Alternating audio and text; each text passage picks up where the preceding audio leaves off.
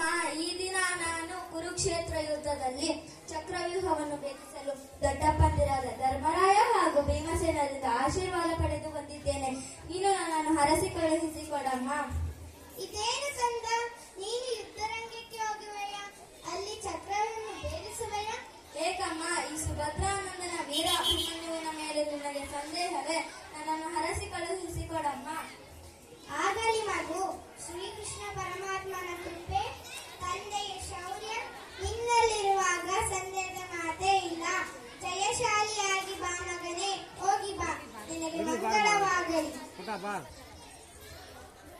ಬಾ ಉತ್ತರೆ, ಏಕೆ ನಿನ್ನ ವದನ ಎಂದು ಖಿನ್ನವಾಗಿ ಕಾಣುತ್ತಿದೆ?